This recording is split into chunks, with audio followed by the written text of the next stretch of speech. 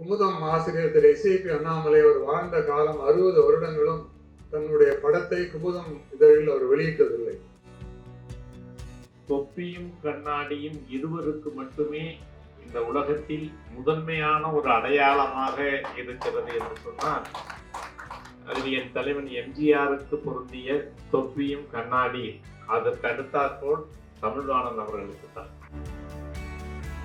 பெருந்தலைவர் காமராஜரோடு அவர் நெருக்கமாக இருந்து தேசிய நீரோட்டத்திற்கு செல்லுவாரா, ஆதரவை நல்குவாரா அல்லது எம்ஜிஆருக்கு நல்குவாரா என்ற ஒரு வினா இருந்த நேரத்தில் அப்பாவுக்கு அப்பவே தாமரையை வைத்து ஆசீர்வாதம் செய்திருக்கிறார் என்பதை நீங்க பதிவு செய்கிறேன். மகா பெரியவரே அந்த ஆசீர்வாதத்தை கொடுத்திருக்கிறார். அப்பா பேச்ச கேட்காத பொண்ணா இருந்தா கூட அதை ஒத்துக்கொள்கிறேன். கேட்டு இருந்தா வேற கட்சியில இருந்திருப்பேன். கேட்காததுனாலதான் இன்னைக்கு இங்க நின்று கொண்டு இருக்கிறேன். அரசியல் பேச வேணாம் நினைப்பா, நான் இருக்கிற இடத்துல அரசியல் இல்லாமல் இருப்பது அரிது.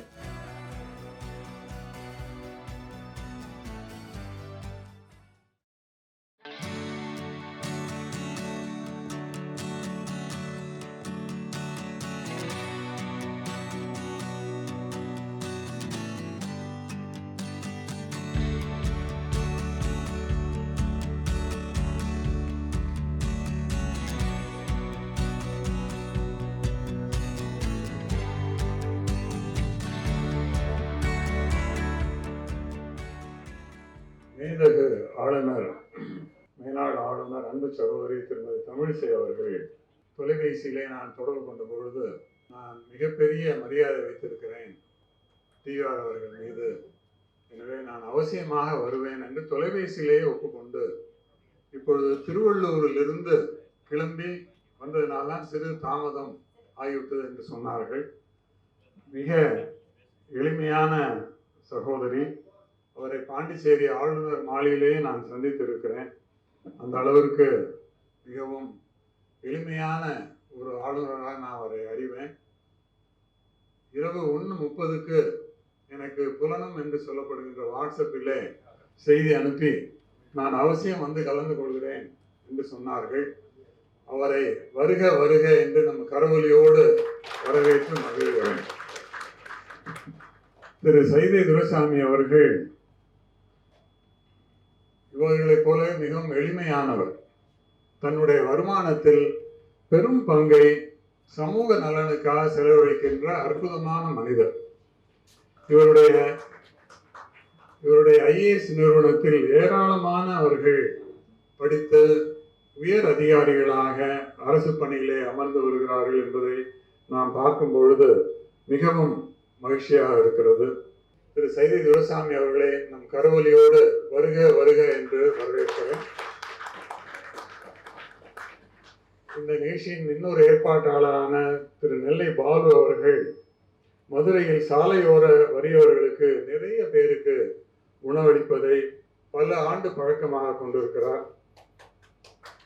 அவர்கள் இருக்கும் இடத்திற்கே சென்று இந்த உணவை அளிப்பதுதான் மிகவும் முக்கியமான ஒரு விஷயமாகும். சிறப்புமிக்க அவரை உங்களின் கரவொலியோடு வருக வருக என்று வரவேற்கிறேன்.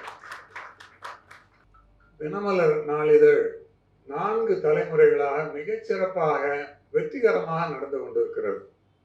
டி.வி. ராமசுப்பையர் அவர்களுக்கு அடுத்தபடியாக திரு கிருஷ்ணமூர்த்தி ஐயா அவர்களும், அவருக்கு அடுத்தபடியாக திரு ராமசுப்பு அவர்களும், அவருக்கு அடுத்தபடியாக திரு அம்பரீஷ் கிருஷ்ணமூர்த்தி அவர்களும் 4 தலைமுறையினரும் மிகச்சிறப்பாக அதனை நடத்தி கொண்டிருக்கிறார்கள். போட்டி நிறைந்த தினசரி உலகத்திலே அவர்களின் வெற்றி சாதாரணமானது அல்ல. தினமலர் சோசியல் மீடியாவில் 90 லட்சம் பேர் இருக்கிறார்கள். தினமலர்.com மாதத்திற்கு 12 கோடி பேர் பார்க்கிறார்கள். தினமலர் நியூஸ் ஆப்பில் 11 லட்சம் பேர் பயணிக்கிறார்கள். இப்படி ஒரு சாதனை இதழாக தினமலர் தொடர்ந்து வருகிறது. வாசகர்களை மதிப்பது என்பது தினமலருக்கே இருக்கக்கூடிய ஒரு அடிப்படையான ஒரு நற்பு தான். அவர்கள் எழுதுகின்ற கடிதங்கள், கட்டுரைகள் எல்லாவற்றுக்கும் வாரி வாரி வழங்குகின்ற ஒரு அற்புதமான நிர்வாகமாக நான் அதனை பார்க்கிறேன். குமுதம் ஆசிரியர் திரு எஸ்.ஐ.பி. அண்ணாமலை அவர் வாழ்ந்த காலம் 60 வருடங்களும் தன்னுடைய படத்தை குமுதம் இதழில் அவர் வெளியிட்டதில்லை. இதே போல திரு அந்துமணி அவர்களும் தன்னுடைய படத்தை தினமலரில் வாரமலரில் வெளியிட்டதில்லை. அந்த அளவிற்கு தன்னடக்கம் மிக்கவராக அவர் இருக்கிறார் என்பதை நான் இங்கே குறிப்பிட விரும்புகிறேன். எழுத்தாளர்களை ஊக்குவிப்பது மட்டுமல்ல, வாசகர்களையும் ஊக்குவிக்கும் அருமையான பணியை தினமலர் செய்து கொண்டிருக்கிறது. புத்தகங்களுக்கு மதிப்புரை வழங்குகின்ற ஒரே நாளிதழ், தினமும் வழங்குகின்ற ஒரே நாளிதழ் தினமலர் தான். மற்ற பத்திரிகைகள்லாம் வாரத்தில் ஒரு நாள் மட்டும்தான் வெளியிடுகிறார்கள். தினமலர் தினமும் வெளியிட்டு வாசகர்களை, எழுத்தாளர்களை, பதிப்பாளர் எல்லாரையும் வாழ வைக்கின்ற ஒரு அருமையான பணியை அவர்கள் செய்து கொண்டிருக்கிறார்கள். இந்த வகையில் நான் அந்துமணியின் அம்பாசிடராக செயல்பட்டு கொண்டிருக்கிறேன். வெளிநாடுகளில் பல பேர் அவரை நான் சந்திக்க வேண்டும், பேச வேண்டும் என்று விரும்புகின்ற ஒரு சூழலை நான் நேரடியாக பார்த்தவன். ஒரு சிலருக்கு தொலைபேசி தொடர்பை நான் திரு அந்துமணியோடு ஏற்படுத்தி கொடுப்பேன். அப்படி மகிழ்வார்கள். அப்படிப்பட்ட ஒரு தினமலர் இதழிலே, அந்த நிறுவனத்திலே, இந்த நிகழ்ச்சியிலே நான் கலந்து கொள்வதில் மிகவும் மகிழ்ச்சி அடைகிறேன். நமது நிகழ்ச்சிக்கு திரு பெருமாட்சி அவர்கள், திரு நூருல்லா அவர்கள், தினத்தந்தி திரு தனசேகரன் அவர்கள், இப்படி சொல்லிக்கொண்டே போகலாம், திருமதி ரமணி அவர்கள், ரகுநாதன், ராஜா வெங்கட், அநேகமாக எல்லா பேரையும் என்னால் சொல்ல முடியும். அங்கு கூர்ந்த நேரம் கருதி நான் அதனை தவிர்க்கிறேன். நமது இந்த நிகழ்ச்சிக்கு 13 தொலைக்காட்சி நிறுவனங்கள் வந்திருக்கின்றன. தினமலர் தொலைக்காட்சி, வாவ் தமிழா தொலைக்காட்சி, ராஜ் தொலைக்காட்சி, நியூஸ் 7 தொலைக்காட்சி, சத்யன் தொலைக்காட்சி, தமிழ் ஜனனம் தொலைக்காட்சி, புதிய தலைமுறை தொலைக்காட்சி, பாலிமர் தொலைக்காட்சி, நியூஸ் தமிழ் தொலைக்காட்சி, ஜெயா தொலைக்காட்சி, மாலை முரசு தொலைக்காட்சி, வேந்தர் தொலைக்காட்சி, எம் நாடு தொலைக்காட்சி, அனைவரையும் வரவேற்று மகிழ்கிறேன். நன்றி, வணக்கம். நம்முடைய அறிவுக்குரிய ரவி தமிழ்வாணன் அவர்கள் குறிப்பிட்டது போல கடந்த ஆண்டு எழுத்தாளர் சிவசங்கரையும் நம்முடைய இயக்குனர் வசந்த் அவர்களும் அந்த நிகழ்விலே கலந்து கொண்டு சிறப்பித்தார்கள். அதற்கு முந்தைய ஆண்டு இப்படி தொடர்ச்சியாக அவருடைய நினைவஞ்சல் நிகழ்ச்சியை சென்னையிலேயும், ஆக்சுவலாக ஜூலை 21 நாளைக்குத்தான் அவருடைய நினைவு நாள், இருந்தாலும் ஞாயிற்றுக்கிழமையாக இருந்தால் எல்லோரும் வருவார்கள் என்பதனாலே இந்த நிகழ்ச்சிக்கு ஏற்பாடு செய்யப்பட்டிருக்கிறது. ரொம்ப மகிழ்ச்சி. தினமலரிலே பணியாற்றி ஓய்வு பெற்ற ஒரு மூத்த ஆசிரியர் நூருல்லா அவர்கள் வந்திருப்பது சிறப்பு. அதே போல நெல்லை மாவட்டத்திலே தினத்தந்தியிலும் மாலை மலரில் பணியாற்றி எனக்கு அந்த முகம் ரொம்ப நாளைக்கு பிறகு பார்ப்பதனாலே தனசேகரன் சாரை ஒரு 35 ஆண்டுகளுக்கு பிறகு நான் பார்ப்பதிலே உண்மையிலே மற்றற்ற மகிழ்ச்சி அடைகிறேன். ஒரு சக பத்திரிகையிலிருந்து ஒரு ஆசிரியர் வந்திருக்கிறார் என்பதும் இந்த தினமலருக்கு கொடுக்கிற ஒரு மரியாதையாக, எல்லோரும் சமகாலத்தவர்கள் மரியாதை கொடுக்கிற விதமாக அவர் வந்திருக்கிறார். எல்லா தொலைக்காட்சி அன்பர்களும் வந்திருக்கிறீர்கள். இந்த அமெரிக்க நாட்டினுடைய ஜனாதிபதியாக ஜெபர்சன் பதவியேற்ற பொழுது ஒரு பத்திரிகையாளர் கேட்டாராம், மிஸ்டர் பிரசிடென்ட், நாடு பெரியதா அல்லது பத்திரிகை பெரியதா என்று உங்களாலே சொல்ல முடியுமா என்று கேட்டபொழுது ஜெபர்சன் பட்டென்று பதில் சொன்னார், if it is left me to decide whether we should have a government without newspaper or the newspaper without government, I would not hesitate even a moment to prefer the latter என்று Jefferson சொன்னார். பத்திரிகை இல்லாத அரசாங்கம் தேவையா இல்லது அரசாங்கம் இல்லாத பத்திரிகை தேவையா என்று என்னை முடிவெடுக்க சொன்னால் நான் இரண்டாவதை தேர்ந்தெடுக்க ஒரு கணமும் தயங்க மாட்டேன் என்று சொன்னேன். ஊரினை, உலகினை, நாட்டினை திருத்த வந்த பேரறிவாள நெஞ்சில் பிறந்த பத்திரிகை பெண்ணே என்று புரட்சி கவிஞன் பாரதிதாசன் சொல்லுவார். அதுபோல தினமலருடைய ஒரு ஜாம்பவான் சின்ன ஆரம்பத்திலே எளிமையாக ஆரம்பித்து இன்றைக்கு ஊரெல்லாம் பேசப்படுகிற ஒரு இதழாக விளங்கி கொண்டிருக்கிற தினமலருடைய நிறுவனர் அருமைக்குரிய டிவி ராமசுப்பையா அவருடைய 41வது ஆண்டு நினைவஞ்சலி நிகழ்ச்சி. உண்மையிலே சென்னையை சார்ந்த மூத்த பெருமக்கள் எல்லாம் இந்த அரங்கத்திலே சும்மா வந்திருக்கவில்லை, அத்தனை பேரும் ஏதோ ஒரு விதத்திலே உயர்ந்த பெருமக்கள் இந்த அரங்கத்திலே வந்திருக்கிறீர்கள். சமீபத்திலே இந்திய அரசாங்கனுடைய பத்மஸ்ரீ விருது வழங்கப்பட்டது. அது தினமலருக்கு கொடுக்கப்பட்ட மரியாதை. அதே போல இருக்கிற அத்தனை பேருடைய கைத்தட்டலோடு ஒரு அன்பான வேண்டுகோளோடு நம்முடைய தினமலர் நிறுவனர் டிவி ராமசுப்பையருக்கு பாரத ரத்னா விருது வழங்க வேண்டும் என்று உங்களுடைய பலத்த கைத்தட்டலோடு இந்த நிகழ்ச்சியினுடைய ஒரு கோரிக்கையாக வைத்து, கண்டிப்பாக இந்த அரசாங்கம், அது அரசாங்கத்தினுடைய தூதராகவே அம்மா அவர்கள் வந்திருக்கிறார்கள், அதை மேலிடத்துக்கு எடுத்து சொல்வார்கள் என்ற நம்பிக்கை எங்களுக்கு நிறையவே இருக்கிறது என்பதை தெரிவித்துக் கொண்டு பங்கெடுத்துக் கொண்ட அனைவருக்கும் ரவி தமிழ்வாணன் சார்பாகவும் என்னுடைய சார்பாகவும் மீண்டும் வரவேற்று, ஒரு குட்டி பையன் ரொம்ப அற்புதமாக பாடினார். இந்த அரங்கத்திலே ரொம்ப இன்னொரு சிறப்பம்சம், மிகப்பெரிய இசை மேதை பாபநாசம் சிவன் அவருடைய புதல்வி ருக்மணி ரமணி அம்மா இந்த அரத்திற்கு வந்திருக்கிறார்கள். ஏற்கனவே கலைமாமணி விருது பெற்றிருக்கிறார்கள்.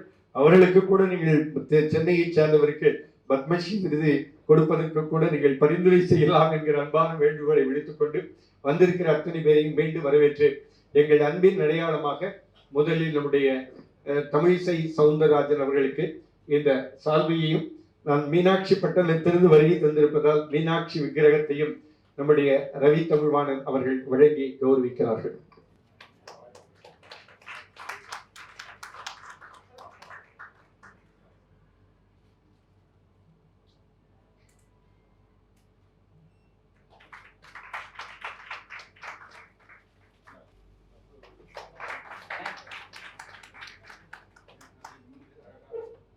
நம்முடைய முன்னாள் மாநகர தந்தை அருமைக்குரிய நம்முடைய சைதை துரைசாமி அவர்களுக்கு சகோதரி தமிழிசை சவுந்தரராஜ் அவர்கள் இந்த சால்வை அறிவித்து நினைவு பரிசை வழங்குகிறார்.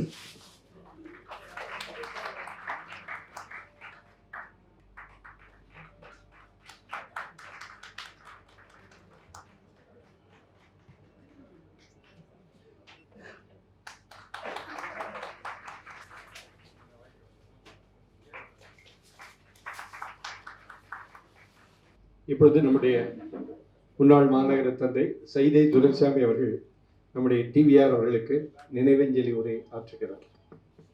மணிமேகலை பிரசுரம், அதாவது தொப்பியும் கண்ணாடியும் இருவருக்கு மட்டுமே இந்த உலகத்தில் முதன்மையான ஒரு அடையாளமாக இருக்கிறது என்று சொன்னால் அதில் என் தலைவன் எம்ஜிஆருக்கு பொருந்திய தொப்பியும் கண்ணாடி, அதற்கு அடுத்தாற்போல் தமிழ்வாணன் அவர்களுக்கு தான். இந்த இரண்டு அடையாளங்கள் பெரும்பான்மையான மக்களின் அதை பார்த்தவுடனேயே இன்னார் என்று சொல்லத்தக்க வகையில் அமைந்திருக்கின்ற மணிமேகலை பிரசுரம் மற்றும் மதுரையின் அட்சய பாத்திரம் மிக அற்புதமான சேவை. தேவைப்படுவோரின் தேவை அறிந்து தேடிப்போய் உதவி செய்தல், அதுதான் மனிதநேயம். அந்த மனிதநேயத்தினுடைய செயல்பாட்டினை மிகச் சிறப்பாக செயல்படுத்தி கொண்டு வருகின்ற நம்முடைய மதுரையின் அட்சய பாத்திரம் ட்ரஸ்ட் அறக்கட்டளை இணைந்து நடத்துகின்ற ஒரு அற்புதமான நினைவஞ்சலி. நம்முடைய பெருமைக்கும் போற்றுதலுக்கும் உரிய டி.வி. ராமசுப்பையர் அவர்களின் 41வது நினைவஞ்சலி நிகழ்ச்சி. இந்த நிகழ்ச்சியிலே பங்கு பெற்றிருக்கின்ற மிகவும் பெருமைக்குரிய போற்றுதலுக்குரிய எங்களின் சகோதரி, அவர்களுடைய எளிமை அவர்களுடைய பெருமைகளில் குறிப்பிடத்தக்க ஒன்றாகும். அவர்களுடைய அப்பா அண்ணன் குமரி அனந்தன் அவர்களுக்கும் எனக்கும் ஒரு நீண்டகால நட்புண்டு.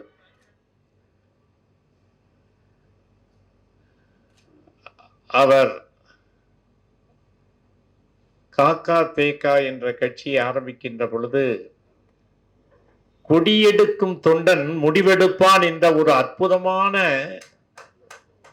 ஒரு அரசியல் கட்சிகளுக்கு ஒரு இலக்கணத்தை, ஒரு புதிய இலக்கணத்தை வடிவமைத்தவர். அப்படிப்பட்ட பெருமைக்குரியவரின் திருமகள் என்பதில்தான் அவருக்கு மிகப்பெரிய சிறப்பு என்பது என்னுடைய பார்வை. அவர் ஆளுநராக இருந்தார், அரசியல் கட்சிகளிலே பொறுப்பை பெற்றார், பணியாற்றினார் என்றால் அதிலே கிடைக்கின்ற சிறப்புகளை போல் கொஞ்சம் கூடுதலாக இன்னாரின் மகள் என்று சொன்னால் அதற்கு ஒரு மிகப்பெரிய ஒரு மரியாதையை பெற்றிருக்கின்ற எங்களுடைய அருமை சகோதரி அவர்கள் இந்த நிகழ்ச்சியிலே பங்கு பெற்றிருப்பது பாராட்டக்கூடிய ஒன்றாகும். காலத்தின் தன்மை கருதி நான் இந்த நிகழ்ச்சியிலே வருகை புரிந்திருக்கின்ற அத்தனை முகங்களையும், எனக்கு பரிச்சயமான முகங்கள், உங்கள் அனைவரையும் நான் பெயர் சொன்னதாக கருதி கொள்ள வேண்டும் என்று அன்போடு கேட்டு, சூரிய நாராயணன் ஒரு அற்புதமான இசைக்கலைஞராக எதிர்காலத்தில் அவர் வருவார், மிகப்பெரிய இடத்தை பிடிப்பார் என்பதை நான் அவருக்கு என்னுடைய பாராட்டுதலாக அந்த செய்தியை சொல்லி, நம்முடைய போற்றுதலுக்குரிய டி.வி. ராமசுப்பையர் அவர்களின் நினைவஞ்சலி, புகழஞ்சலி, அதிலே ஒன்றிரண்டு கருத்துக்களை மாத்திரம் நான் நினைவுபடுத்தி விடைபெறலாம் என்று கருதுகிறேன். கன்னியாகுமரி மாவட்டம் தமிழகத்தோடு இணைவதற்கு காரணமானவர் அவர் என்பதை எத்தனை பேருக்கு தெரியும் என்று எனக்கு தெரியவில்லை. எப்படி திருத்தணியை நம்முடைய ஐயா மாப்போசி அவர்கள் இணைப்பதற்கு மிக பெருமுயற்சி எடுத்து போராட்டம் நடத்தி பெற்று தந்தாரோ, அப்படி ஒரு பத்திரிகையை ஆரம்பித்து 5 ஆண்டு காலம் 6 ஆண்டு காலம் அந்த பத்திரிகை ஒரு மாநிலத்தில் ஒரு மாவட்டத்தை உருவாக்குவதற்கு அடிப்படை காரணமாக இருந்தது என்று சொன்னால் அது தினமலர் பத்திரிகை. அதை ஆரம்பித்தவர் ஐயா அவர்கள். 5 ஆண்டு காலம் 6 ஆண்டு காலம் போராட்டத்திற்கு பிறகு மொழிவழி மாநிலமாக உருவாக்குகின்ற சட்டத்தின்படி 4 தாலுக்காக்களை திருவிதாங்கூர் சமஸ்தானம் கொச்சியில் இருந்து பெற்று உருவானதுதான் கன்னியாகுமரி. அவர்கள் பாரதியை போலவே ஒரு புரட்சியாளராகவே வாழ்ந்திருக்கிறார். அதுதான் அவருடைய தனிப்பண்பு, சிறப்பு. அவருடைய பெயரில் ஐயர் இருக்கிறதே தவிர அவருடைய செயலில் அது இல்லை.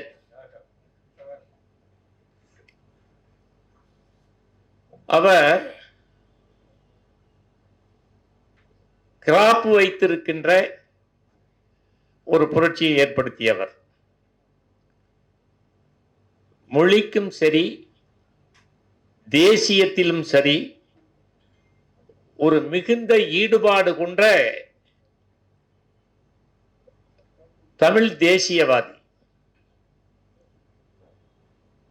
அவருடைய பத்திரிகை உலகில் அவர் ஆற்றியிருக்கின்ற அந்த எழுத்து சீர்திருத்தம் தான் பின்னாளில் அன்றைய காங்கிரஸ் ஆட்சியில் பள்ளியினுடைய பாடத்திட்டங்களில் அது நடைமுறைப்படுத்தப்பட்டது என்று சொன்னால் அவருடைய நினைவுகளில் இது முக்கியமான ஒரு பங்களிப்பு என்பதை கருதி நான் இதை சொல்லுகிறேன்.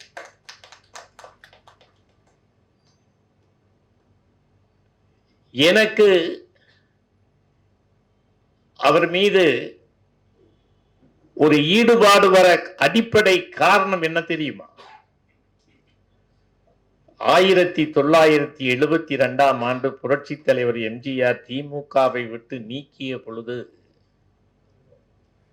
அன்றைக்கு இருகரம் ஏந்தி ஆதரித்தவர் ஐயா அவர்கள். பெருந்தலைவர் காமராஜரோடு அவர் நெருக்கமாக இருந்து தேசிய நீரோட்டத்திற்கு செல்லுவாரா, ஆதரவை நல்குவாரா அல்லது எம்ஜிஆருக்கு நல்குவாரா என்ற ஒரு வினா இருந்த நேரத்தில் தமிழ்நாட்டிற்கு தேவை விடுதலை. அந்த விடுதலையை பெற வேண்டும் என்றால் அது புரட்சி தலைவர் எம்ஜிஆர் மட்டுமே தான் தேவை என்பதை உணர்ந்து அன்றைக்கு தமிழகத்திற்கு ஒரு மிகப்பெரிய 72ஆம் ஆண்டில் இருந்து அந்த விடுதலையை 77ஆம் ஆண்டு பெற்றுத் தருவதற்கு காரணமானவர்களில் மிக முக்கியமானவர் ஐயா அவர்கள் என்பதை இந்த தருணத்திலே நான் நினைவு கூறு. இது புரட்சி தலைவர் எங்களிடத்தில் பல முறை சொல்லி சொல்லி மகிழ்வார். அதனால் அதையும் இந்த நினைவஞ்சலியில் புகழஞ்சலியில் சொல்ல வேண்டிய நிலையில் இந்த கருத்தை சொல்லி, இன்னும் அவரை பற்றி நான் சொன்னால் நிறைய சொல்லலாம். அதனால வேண்டாம். இல்ல, நீங்களும் நிகழ்ச்சியில கலந்துக்கணும், நீங்க பேசுற வரையில் நானும் இருக்கணுங்கிறதுனால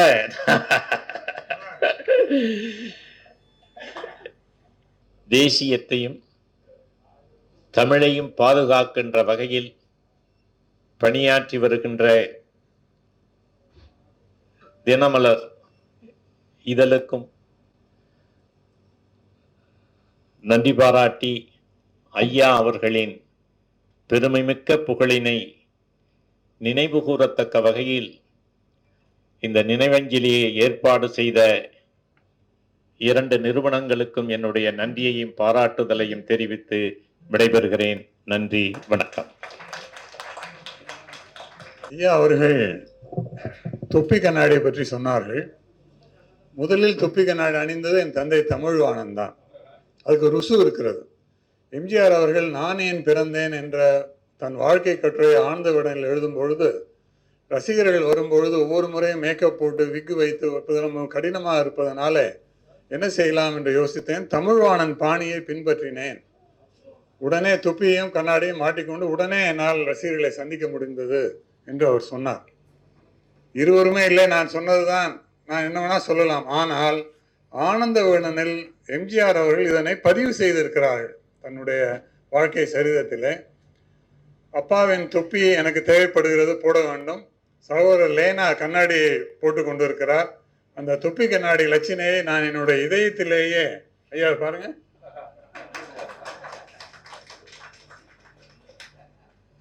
வைத்திருக்கிறேன். நன்றி.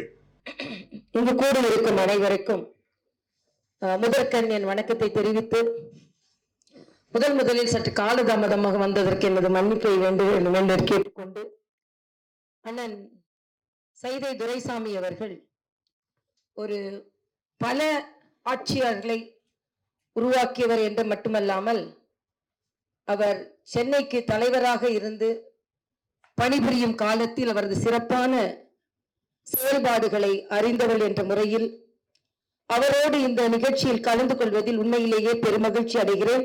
அவருக்கு எனது வணக்கத்தை நான் தெரிவித்துக் கொள்கிறேன். அதே போல இங்கே இந்த நிகழ்ச்சிக்கு வந்திருக்கும் சகோதரர் பாலு அவர்கள் என் தந்தைக்கு மிகுந்த அறிமுகமானவர்கள். அவர் என் தந்தை இறந்தவுடன் எனக்கு ஒரு பதிவை அனுப்பியிருந்தார் தொலைபேசியில். அதில் என் தந்தை மகா பெரியவரை பார்த்து, அவருக்கு திடீரென்று தொண்டையில் சில பிரச்சனைகள் இருந்தது, நானும் அறிவேன், அப்போதான் மருத்துவம் படித்துக் கொண்டிருந்தேன். அப்ப மகா பெரியவர்களை பார்த்து தொண்டை சரியாக இல்லை என்றவுடன் அவர் அங்கே இருந்த ஒரு கூடையில் இருந்த சில தாமரை மொட்டுக்களில் இருந்து அந்த தாமரையின் நடுப்பகுதியை எடுத்து அவர் கொடுத்தவுடன், அப்பா அதை சாப்பிட்டவுடன் அவருக்கு குரல் உடனேயே வளமாக வந்தது என்பதை பதிவு செய்திருக்கிறார்கள். அப்பாவுக்கு அப்பவே தாமரையை வைத்து ஆசீர்வாதம் செய்திருக்கிறார் என்பதை நான் இங்கே பதிவு செய்கிறேன். மகா பெரியவரே அந்த ஆசீர்வாதத்தை கொடுத்திருக்கிறார். ஆக அந்த வகையில் இங்கே அண்ணன் சைதை துரைசாமி அவர்கள் சொல்லும்போது ஒன்றை சொன்னார்கள். அரசியல் கட்சி தலைவராக இருந்திருக்கலாம், ஆளுநராக இருந்திருக்கலாம், ஆனால் குமரி அனந்தன் அவர்களின் மகள் என்ற பெருமைதான் சற்று உயரமான பெருமை என்று சொன்னார். அதை நான் ஒப்புக்கொள்கிறேன். அப்பா பேச்சை கேட்காத பொண்ணா இருந்தா கூட அதை ஒத்துக்கொள்கிறேன். கேட்டு இருந்தா வேற கட்சியில இருந்திருப்பேன். கேட்காததுனாலதான் இன்னைக்கு இங்க நின்று கொண்டு இருக்கிறேன். அடிக்கடி ஒன்றை நான் சொல்வது, நான் மருத்துவம் தான் படித்திருக்கிறேன், கொஞ்சம் நன்றாக தமிழ் பேசுவேன். ஆனால் எல்லோரும் கேட்பார்கள், தமிழ் நன்றாக பேசுகிறீர்களே, தமிழ் கற்றதனால் தமிழ் பேசுகிறீர்களா என்று கேட்பார்கள். மருத்துவம் தானே கற்றிருக்கிறீர்கள், தமிழும் கற்றிருக்கிறீர்களா? தமிழ் கற்றதனால் நான் தமிழ் பேசவில்லை, தமிழ் என்னை பெற்றதனால் நான் தமிழ் பேசுகிறேன் என்று சொல்றேன். ஆக மருத்துவராக அந்த மரபணுவில் வந்தது அந்த மரபு என்று நினைக்கிறேன். ஆக அந்த வகையில் இன்று அண்ணன் ரவி தமிழ்வாணன் அவர்கள் என்னை அழைத்த போது ஏறக்குறைய 6 நிகழ்ச்சிகளுக்கு ஒப்புக்கொண்டேன். ஆனா இந்த நிகழ்ச்சி மரியாதைக்குரிய டிவிஆர் அவர்களின், டிவி ராமசுப்பையர் அவர்களை பற்றிய நிகழ்ச்சி என்றவுடன் என்னால் மறுக்க முடியவில்லை. அதனால் எப்படியாவது இந்த நிகழ்ச்சிகளுக்கு இடையே இங்கே வந்துவிட வேண்டும் என்று மிக மிக உன்னிப்பாக வர வேண்டும் என்று முயற்சி செய்தேன். ஆனால் நான் சென்ற தூரம் கொஞ்சம் சற்று அதிகமானது, அதனால் கொஞ்சம் வர தாமதமாகிவிட்டது. ஆனாலும் இந்த நிகழ்ச்சியில் கலந்து கொள்வதில் பெருமகிழ்ச்சி அடைகிறேன். ஏன் இந்த நிகழ்ச்சியில் நான் கலந்து கொள்ள வேண்டும் என்று நினைத்தேன் என்றால், இங்கே ஏற்கனவே சொன்ன போல அண்ணன் சைதை துரைசாமி பல IAS அதிகாரிகளை உருவாக்கியவர். அதே போல திரு TVR அவர்களின் மகனான கிருஷ்ணமூர்த்தி அவர்கள் பத்திரிகை ஆசிரியராக வருவதற்கு முன்னால் IAS ஆக வேண்டும் என்று தான் அவர் ஆசைப்பட்டார். அப்பொழுது ஐயா TVR அவர்கள், TV ராமசுப்பையர் அவர்கள் அவரை அழைத்து, நீ IAS அதிகாரியாக இருந்து அதிகாரம் படைத்து மக்களுக்கு சேவை செய்வதை விட சமுதாயத்தில் நல்ல கருத்துக்களை விதைத்து அதை ஒரு புரட்சியாக மாறி அதன் மூலம் மக்களுக்கு நீ பத்திரிகை ஆசிரியராக சேவை செய்யலாம், அதனால் நீ பத்திரிகை ஆசிரியராக வேண்டும் என்பதை ஏற்று அவர் பத்திரிகை ஆசிரியரானார் என்று நான் கேள்விப்பட்டேன்.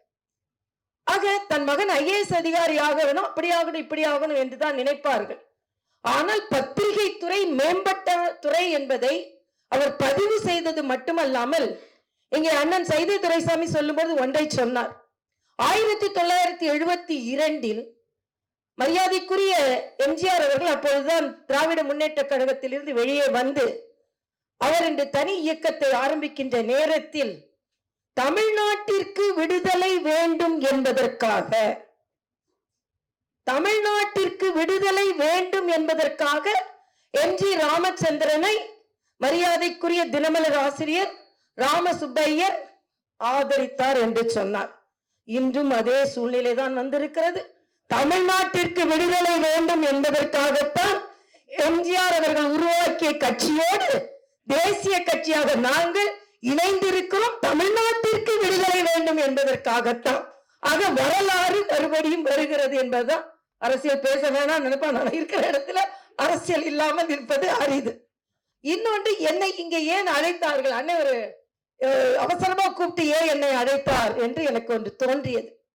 மரியாதைக்குரிய ராமசுப்பையர் அவர்களின் வரலாற்று புத்தகத்தின் பெயர் என்ன என்று நான் தேடி பார்த்தேன்.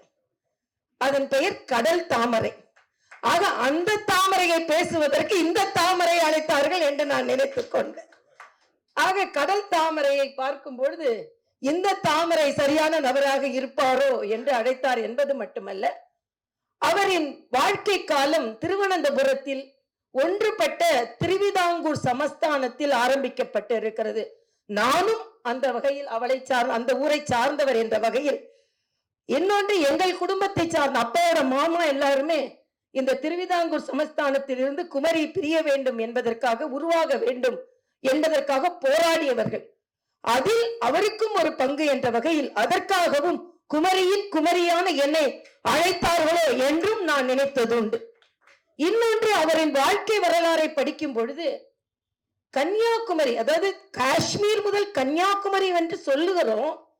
ஆனா கன்னியாகுமரிக்கு ரயில் வருவதற்கு, கன்னியாகுமரி மக்கள் சரித்திரத்தில் முக்கியத்துவம் வாய்ந்த மக்கள், ரயிலையே பார்க்காமல் இருக்கிறார்களே, அந்த ரயிலை கொண்டு வருவதற்கு அவர் எத்தனை முயற்சி செய்திருக்கிறார் என்பதை படிக்கும் பொழுது 1972 இந்திரா காந்தி அம்மையார் அவர்கள் இந்த ரயில் பாதைக்கு அடிக்கல் நாட்டினாலும் ரயில் எப்பொழுது வந்தது என்றால் 1975 பிறகு, எனது தந்தை கன்னியாகுமரி MP ஆன பிறகு முதல் ரயிலில் அவரும் தண்டவதி அவர்களும் பயணம் செய்தார்கள். ஆக அவர்கள் அடிக்கல் நாட்டிய பயணம் செய்தது எனது தந்தை குமரி அனந்தன் அவர்கள். ஆக அந்த ரயில் பாதையில் முதலில் பயணம் செய்தவர் என்ற வகையிலும் எனக்கு ஒரு தொடர்பு இருக்கிறது என்ற வகையில் நான் இங்கே அழைக்கப்பட்டேன் என்று நான் நினைக்கிறேன். இங்கே நீங்கள் எல்லாம் வந்திருக்கிறீர்கள். உங்கள் அனைவருக்கும் நூறுலா போன்ற சகோதரர்கள், சின்ன அரசியல் கட்சி தலைவர், அவர்கிட்ட ரொம்ப சவாலெல்லாம் விட்டுருக்கேன் நான். ஆமா, ஏன்னா நான் அரசியல் கட்சி தலைவராக இருக்கும் பொழுது 2 பெரியவர்கள் இருந்தார்கள். பெரியவர் கலைஞர் இருந்தாங்க, அம்மாவும் இருந்தாங்க. ஆக இவர்கள் அவர்கள்ட்ட நான் ஒரு மாநில தலைவராக இருந்து அவர்கள சவாலெல்லாம் விட்டுருக்கேன். அதே மாதிரி மரியாதைக்குரிய தனசேகர் போன்றவர்கள் இன்னொரு பத்திரிகையின், இது ரொம்ப அதிசயம். எப்படின்னா திமுக கூட்டத்துக்கு அதிமுககாரங்க வர மாதிரி இன்னொரு கட்சி கூட்டத்திற்கு இன்னொரு பத்திரிகை சார்ந்தவர் வருவது என்பது மிக அரிதான காரியம். பாபநாத சிவன் அவர்களின் வழித்தோன்றல் அவர்கள் வந்திருக்கிறார்கள். எல்லாவற்றுக்கும் பத்திரிகை சகோதரர்கள் வந்திருக்கிறார்கள். ஒரே ஒரு சம்பவத்தை மட்டும் சொல்லிட்டு, டிவி ராமசுப்பையர் எப்படி இரும்பு மனிதனாக இருந்தார் என்பதுக்கு 1972 ஒரு சம்பவம் நடந்தது. அதை மட்டும் நான் இங்கே எடுத்து கூறினால் அவர் எந்த அளவிற்கு இரும்பு மனிதராக செயல்பட்டார் என்று நமக்கு நன்றாக தெரியும். 72 இங்கே அண்ணன் சொன்னதை போல ஒரு மிகப்பெரிய கலவரம் வருகிறது. 2008 திருநெல்வேலி ஒரு மிகப்பெரிய கலவரத்தை பார்க்கிறது. எப்பொழுது என்றால் வாவு சிதம்பரம் பிள்ளை, சுப்பிரமணிய சிவா போன்றவர்கள் எல்லாம் கைது செய்யப்பட்ட போது ஒரு கலவரம் வருகிறது, மிகப்பெரிய கலவரம். அந்த கலவரத்திற்கு பின்னால் 1972 ஒரு கலவரம் வருகிறது. என்ன கலவரம் என்றால், அங்கே உள்ள ஒரு கல்லூரியில் படித்துக் கொண்டிருக்கின்ற ஒரு மாணவியை எதிர்த்து கேட்ட உடையை பற்றி சற்று விமர்சனம் செய்தார் என்பதற்காக அங்கே ஸ்ரீனிவாசன் என்ற பேராசிரியர், அந்த மாணவிகள் ராஜசேகர் என்ற இன்ஸ்பெக்டரின் புதல்விகள், அவர்கள் 2 பேரும் இந்த சீனிவாசன் அவரை வீட்டிற்கு சென்று அடித்து, அன்னைக்கே அப்படி இருந்திருக்குதுங்க, இன்னைக்கும் இருக்குது. அன்னைக்கும் போலீஸ்காரங்க அப்படிதான் அடிச்சிருக்காங்க, இன்னைக்கும் வீட்டுல இருந்து இழுத்து போட்டு அடிக்கதான் செஞ்சிருக்காங்க. இழுத்து அவரை மட்டுமல்ல, அவருடைய 2 சகோதரர்களையும் சேர்ந்து அடித்து இழுத்து வந்து போலீஸ் ஸ்டேஷன்ல வச்சிருக்காங்க. இது மாணவர்களுக்கு தெரிந்து பேராசிரியர் ஒருவரை இப்படி அடித்து உதைப்பதா? இன்று அஜித்குமார், அன்று சீனிவாசன். ஆக அப்படி அடித்து உதைத்து இழுத்து வந்திருக்கிறார்கள். இதை பார்த்தவுடன் மாணவர்கள் எல்லாம் கொந்தளிக்கிறார்கள். 10,000 மாணவர்கள் போராட்டத்தில் குதிக்கிறார்கள். அப்பொழுது கலைஞர் எப்பொழுதும் போல ஒரு கடிதம் எழுதுகிறாராம். இதுல பேராசிரியர் மீதுதான் குற்றம் இருப்பதை போல அவர் சொன்னவுடன் மாணவர்கள் 10,000 பேர் கலைஞரின் வீட்டை முற்றுகையிடுவதற்கு செல்கிறார்களாம். அவ்வளவு பெரிய கலவரம். இந்த கலவரம் உண்மையிலேயே உண்மை எப்பொழுது வெளிப்பட்டது என்றால், தினமலரில் இந்த சம்பவம் முதல் பக்கத்தில் எழுதப்பட்டதனால் தான் நியாயம் கிடைத்தது அந்த பேராசிரியருக்கு என்று அங்கே எழுதப்பட்டது. அதில் என்ன சொல்கிறார்கள் என்றால், அன்று 1972 இதை எழுதி மிரட்டப்பட்ட தினமலருக்கு முதலில் ஆதரவு கொடுத்தவர் புரட்சி தலைவர் எம்ஜிஆர் அவர்கள் என்பதையும் அவர் பதிவு செய்திருக்கிறார். அது மட்டுமல்ல, இந்த அரசியல்வாதிகளுக்கெல்லாம் முன்னுதாரணமாக அவர் இருந்திருக்கிறார். ஒரு கிராமத்துல 6 அம்ச திட்டத்தை கிராமவாசிகளுக்கு அவர் கொண்டு வந்திருக்கிறார். அரசியல்வாதிகளுக்கெல்லாம் ஒரு முன்னுதாரணமாக இருந்திருக்கிறார். அதாவது நான் விளையாட்டுக்கு ஒரு சம்பவம் சொல்வேன். ஒரு கார்ல 2 பேர் போய்கிட்டு இருந்தாங்க. சாலை குண்டும் குழியுமா இருந்தது. குண்டும் குழியுமா இருந்தவொடனே ஒருத்தர் இறங்கினாங்க. இறங்கிட்டு ஒருத்தர் சொல்றாரு, என்னங்க சாலை இப்படி குண்டும் குழியுமா இருக்கு, கர்ப்பிணி பெண் வந்தா இங்க பிரசவம் ஆயிடும் போல இருக்கு, செஸ்ட் பெயின் உள்ளவங்க ஹார்ட் அட்டாக் வந்துடும் போல இருக்கு, யாருங்க இந்த ஊர் எம்எல்ஏ, இந்த ரோடு எப்படி இருக்குன்னு சொல்லிட்டு இருக்க நேரத்துல ஊர் மக்கள் எல்லாம் அவங்க 2 பேர்ல ஒருத்தர் அடிக்க வந்தாங்களாம். ஏங்க அவரை போட்டு அடிக்கிறீங்க, நீங்க சரியாதானங்க கேட்டாருன்னா, எங்க ஊர் எம்எல்ஏ அவரு தாங்க, அவரோட ஏரியா என்னன்னே தெரியாம பேசிக்கிட்டு இப்படிதான் பல எம்எல்ஏக்கள் இருக்கிறார்கள். பல எம்எல்ஏக்கள் ஊர்ல இருக்கிற வெளிநாட்டுக்கு போயிடுறாங்க, சுத்திட்டு இருக்காங்க. ஆனா இன்னைக்கு அப்படி இருக்கிற நேரத்தில் அவர் சொல்கிறார், நம் கிராமத்தை பற்றி நமக்கு தெரிந்திருக்க வேண்டும். நம் சட்டமன்ற உறுப்பினர்களையும் பாராளுமன்ற உறுப்பினர்களையும் இது உங்கள் கிராமம், இதற்கு நீங்கள் சேவை செய்ய வேண்டும் என்று வலியுறுத்தும் தன்மையை மக்கள் பெற்றிருக்க வேண்டும் என்று 50-60 ஆண்டுகளுக்கு முன்னாலேயே எழுதியிருக்கிறார். அவர் சொன்னதை கேட்டிருந்தா இன்னைக்கு எல்லா பாராளுமன்ற உறுப்பினரும் சட்டமன்ற உறுப்பினரும் ஒழுங்கா வேலை செய்வார்.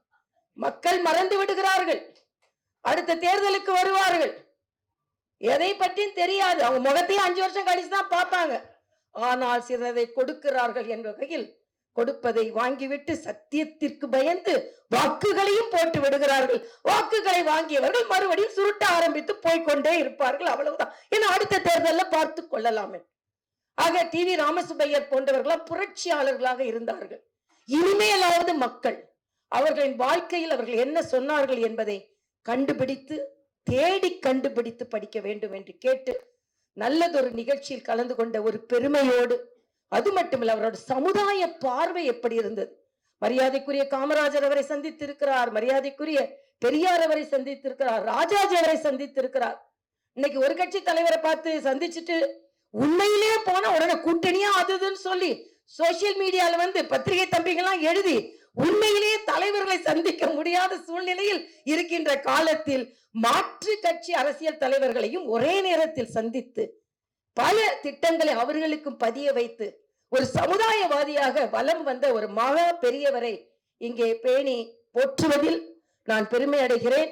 அதனால் திரு ராமசுப்பையர் அவர்களுக்கு பெருமை சேர்க்கும் இந்த நிகழ்ச்சிக்கு உங்கள் அனைவரையும் வந்ததையும் வரவேற்று நானும் கலந்து கொண்டதில் பெருமகிழ்ச்சி அடைந்து உங்களுக்கு வாழ்த்துக்களையும் தெரிவித்து எனக்கு வணக்கங்களையும் உங்களுக்கு தெரிவித்து அமைகிறேன். நன்றி, வணக்கம்.